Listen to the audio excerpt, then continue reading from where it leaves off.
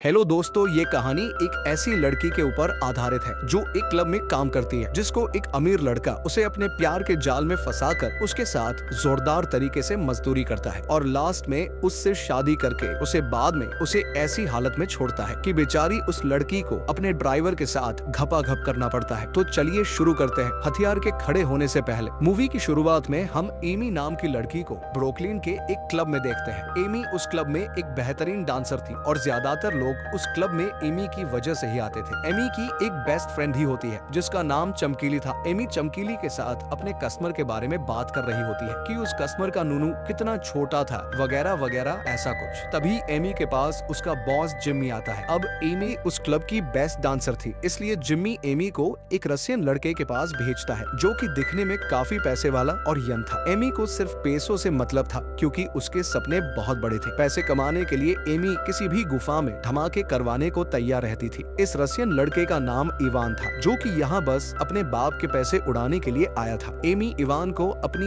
VIP service के बारे में बताती है और उससे बातें करने लगती है, लेकिन इवान का तो हथियार गुफा में धमाके करने को उत्सुक था, इसलिए वो एमी को जल्दी से अपनी गुफा दिखाने की बोलता है। तो एमी इवान को अपनी गुफा दिखाने के लिए रूम में लेकर जाती है। रूम में जाने के बाद एमी अच्छे से इवान से अपना खेत गीला करवाती है। खेत को पानी पिलाने के बाद जब दोनों साथ बैठकर बातें करने लगते हैं, जहां इवान एमी से पूछता है कि क्या तुम क्लब से बाहर भी अपना खेत गीला करवाती हो, तो एमी इवान को अपना नंबर दे देती है, जिसके बाद एमी वहां से अपने घर आ जाती है जहां वो अपनी फ्रेंड के साथ रहा करती थी। अब एक दिन इवान एमी को मैसेज करके अपने घर मजदूरी करने के लिए बुलाता है। एमी अच्छे से तैयार होकर इवान के घर जाती है। एमी इवान का आलीशान घर देखकर हैरान थी कि एक छोटा बच्चा इतनी आलीशान लाइफ कैसे जी रहा है। वेल, इवान फिर एमी को अपने रूम के अंदर लेकर जाता है क्योंकि उसका हथियार जंग लड़ने को उत्सुक था। फिर दोनों जोरदार तरीके से जंग लड़ते हैं। जंग लड़ने के बाद एमी इवान से पूछती है कि आखिर तुम छोटी उम्र में इतनी मस्त लाइफ कैसे जी रहे हो। तो इवान उसे बताता है कि मेरा बाप रसिया का सबसे अमीर आदमी है जिसका नाम निकोलाई जकारोज है और इवान उसी का बेटा था। इवान ब्रुकलिन बस अपने बाप के पैसे उड़ाने आया था। ये सुनकर एमी की दिलचस्पी इवान की ओर बढ़ जाती है क्योंकि एमी भी ऐसी ही लाइफ जीना चाहती थी। इसके बाद एमी वापस अपने क्लब आ जाती है और अपनी बेस्ट फ्रेंड से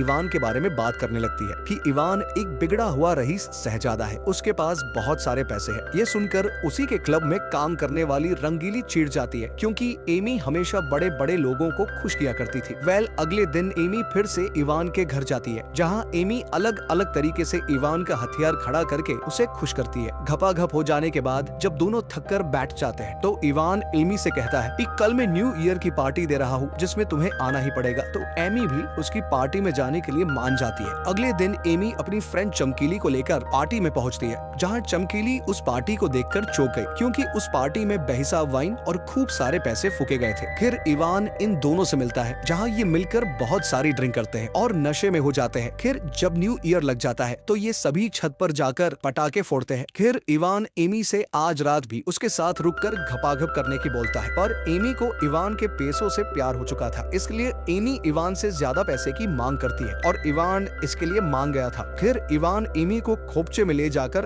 अच्छे से पेलता है, जिसके बाद अगले दिन जब इनकी आंख खुलती है तो एमी जल्दी से वहां से जाने लगती है क्योंकि एमी को काम पर भी जाना था, लेकिन इवान उसे रुकने की बोलता है क्योंकि इवान को अब शायद एमी से प्यार होने लगा था। इवान एमी को एक ऑफर देता है कि तुम एक हफ्ते के लिए मेरे साथ रहो मेरी जीएफ बनकर, ताकि मैं हर तरीके से तुम्हारी गुफा की सैर कर सकूं। एमी इसके लिए मान तो जाती है, पर वो इवान से $25,000 की मांग करती है। इवान के लिए इतने पैसों की कोई औकात नहीं थी, इसलिए वो एमी को पैसे देने के लिए राजी हो जाता है। जिसके बाद एमी वहां से अपने घर जाकर अपना सामान पैक करती है और इवान के आदमियों के साथ कार में बैठकर इवान के घर आ जाती है। जिसके बाद एमी इवान की गर्लफ्रेंड बनकर रहने लगी और इवान के पैसों के साथ एमी अपनी लाइफ भी खुलकर जीने लगी। एमी अब इवान की जीएफ बन चुकी थी, इसलिए एमी धीरे धीरे इवान के दोस्तों के साथ भी टाइम बिताने लगी। ये सभी मिलकर खूब पैसे उड़ाते और मजे करते। जिसके बाद ये सभी एक साथ अपनी छुट्टियां बिताने के लिए लास्ट वेगस के लिए निकल जाते हैं। लास्ट वेगस जाने के बाद ये सभी मिलकर ऐसो आराम की जिंदगी बिताने लगे। देखते ही देखते इन्हें वहाँ एक हफ्ता गुजर गया। हफ्ते की लास्ट नाइट को इवान एमी की गुफा में जोरदार धमाके करता है और एमी से कहता है कि मैं तुमसे प्यार करने लगा हूँ और मैं अब वापस रसिया जाकर अपने बाप की कंपनी में काम नहीं करना चाहता। अगर मैं अमेरिका की किसी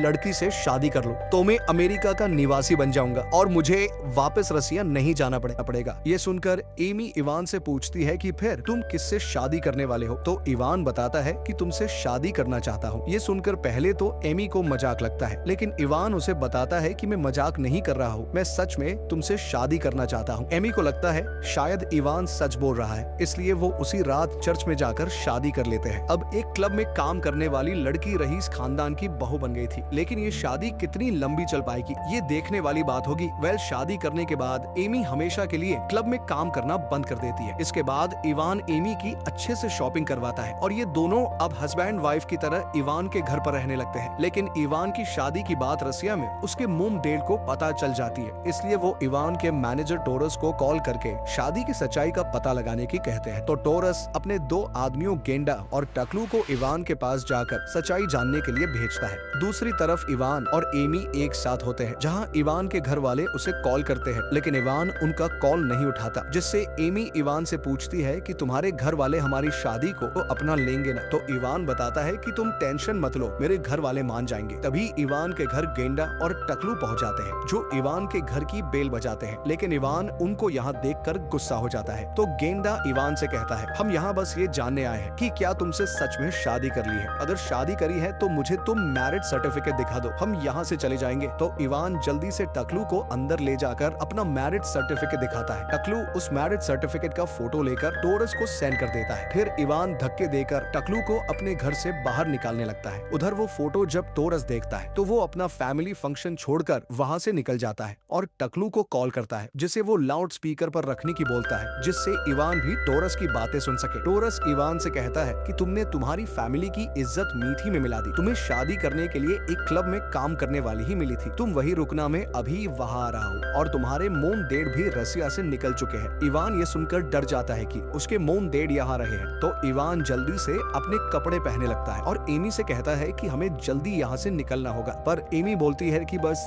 2 मिनट रुक जाओ, मैं अपने कपड़े पहन लूं। लेकिन इवान एमी की भारी नहीं रुकता और अकेले ही वहाँ से भाग जाता है। ये देखकर एमी भी वहाँ से भागने की ट्राई करती है, लेकिन टकलू चचा किसी तरह एमी को पकड़ने लगते हैं। एमी उससे बचने की काफी कोशिश करती है, लेकिन टकलू धमदार था, इसलिए वो किसी तरह एमी को पकड़ लेता है। गेंडा जब वहाँ आकर ये देखता है कि टकलू ने एमी को पकड़ रखा है, तो वो टकलू से उसे छोड़ने की बोलता है। जब टकलू एमी को छोड़ देता है तो एमी फिर से भागने की ट्राई करती है, जिससे गेंडा और टकलू दोनों के साथ उसे रोकने की कोशिश करते हैं, जिसमें गेंडे को चोट लग जाती है, इसलिए वो टकलू से कहकर एमी के हाथ पर बंधवा देता है। थोड़ी ही देर बाद वहाँ टोरस भी आ चुका था। टोरस जब ये सारा सीन देखता है तो वो काफी घबरा गया था और वो एमी को समझाने लगता है कि इवान अभी छोटा बच्चा है, उसने तुमसे नादानी में शादी कर ली है, इसलिए तुम्हें मेरे साथ चलकर उसे तलाक देना ही होगा। पर एमी इसके लिए मना कर देती है और कहती है कि मैं इवान से प्यार करती हूँ, इसलिए मैं उसको तलाक नहीं दूंगी। तो टोरस एमी को बताता है कि इवान के बिगड़ा हुआ लड़का है, मैं उसकी बचपन से जानता हूँ, वो तुमसे प्यार नहीं करता बल्कि तुम उसके लिए खेलने का सामान हो।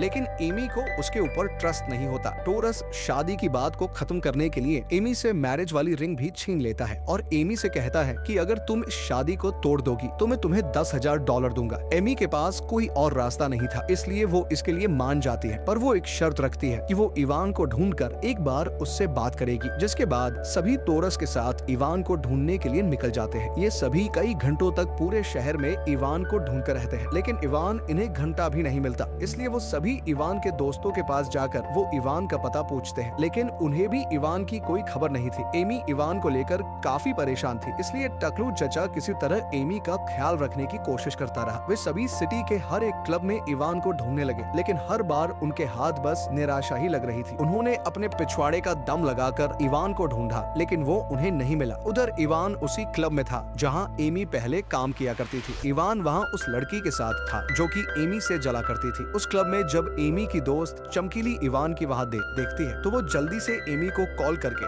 सब बता देती है, जिसके बाद एमी टोरस और उसके साथियों को लेकर उसी क्लब में जाती है, जहां जाकर वो देखते हैं कि इवान पूरी तरह से नशे में धुत है और वो रंगीन रंगीली के साथ रंग रालियां मना रहा था। एमी इवान से बात करने की ट्राई भी करती है, लेकिन नशे में होने की वजह से उसकी एक नहीं सुनता। एमी और रंगीली के बीच हाथापाई भी होने लगती है, जिसकी वजह से क्लब के बाउंसर उन सबको धक्के मारकर वहां से निकाल देते हैं। वे सभी इवान को अपनी कार में बिठाकर वहां से निकल जाते हैं। एमी कार में भी इवान से बार बार एक ही बात बोल रही थी कि ये लोग हमारी शादी तोड़वाना चाहते हैं, लेकिन इवान एमी की बातों का कोई रिस्पॉन्स नहीं देता। अगली सुबह इवान और एमी को कोर्ट ले जाया जाता है ताकि जल्दी से उन दोनों की शादी को तोड़वाया जा सके। इवान का वकील जज से टाइम लेकर उनका केस पहले लड़ने की बोलता है, पर इवान अब भी पूरी तरह से नशे में होता है। जज जब कैसे शुरू करता है और एमी से शादी के बारे में पूछता है कि क्या तुम ये शादी तोड़ना चाहती हो, तो एमी साफ साफ मना कर देती है कि ये लोग जबरदस्ती हमारी शादी तोड़वाना चाहते हैं। ये सुनकर वहाँ की हालत हो बिगड़ने लगते हैं। जब सबको ये पता चलता है कि उनकी शादी लास्ट वेगस में हुई है, तो जज उनसे कहता है कि जहाँ इनकी शादी हुई है वही इनकी शादी तोड़वाई जा सकती है। ये सब देखकर ओरस का सर फटने लगता है और वो इवान व एमी को लेकर सीधा इवान के मोम डैड के पास जाता है, जहाँ इवान की मोम गुस्से से लाल होकर आती है। वो सीधे आकर इवान को संभालने लगती है। एमी इवान की मोम से बात करने की कोशिश करती रही ताकि किसी तरह उनकी शादी को बचाया जा सके, पर इवान की मोम एमी से कहती है कि तुम जैसी टूची लड़की को हम हमारे घर की बहू बनाकर हमारे परिवार की बेइज्जती नहीं करवाना चाहते हैं। ये सब सुनकर टकलू को काफी बुरा लगता है, क्योंकि कहीं न कहीं वो एमी को चाहने लगा था। इवान का नशा उतरने के बाद वो अपनी मोम की बातें मानने लगता है और उनके साथ लास्ट वेगस जाने लगता है। एमी इवान से बात करने की ट्राई करती है और उसे जाने से रोकती है कि ये लोग हमारी शादी तोड़वाना चाहते हैं, तुम इन्हें क्यों नहीं रोक रहे हो, तुम तो मुझसे प्यार करते थे। तो इवान एमी से कहता है कि मैं इन्हें नहीं रोक सकता, मुझे मेरे मोम बेड की बात माननी पड़ेगी, और वो जाकर प्लेन में बैठ जाता है। अब एमी इससे काफी सैर हो चुकी थी, पर टकलू उसे किसी तरह समझाकर प्लेन में बिठा देता है। प्लेन में जब इवान के मोम बेड इवान को समझाने लगते हैं और अपने साथ रसिया चलने की बोलते हैं, तो इवान गुस्से में आकर अपनी मोम से बोलता है कि आखिर तुम मुझसे क्या चाहती हो, मैंने ऐसा किया क्या है, मैंने बस मजे करने के लिए एक क्लब वाली लड़की के साथ शादी ही तो की है, इसने कोई गुनाह तो नहीं कर दिया। ये सुनकर एमी को भी गुस्सा आ जाता है और वो इवान को भला बुरा कहती है कि अच्छा हुआ मैं तुम जैसे चूतिये से तलाक ले रही हूँ, वरना मेरी लाइफ झंड करके रख देता। तो इवान की मोम भी एमी की बात से सहमत होती है, क्योंकि इवान एक कमजोर इरादे वाला लड़का था जो अपनी जिम्मेदारियों से भाग रहा था।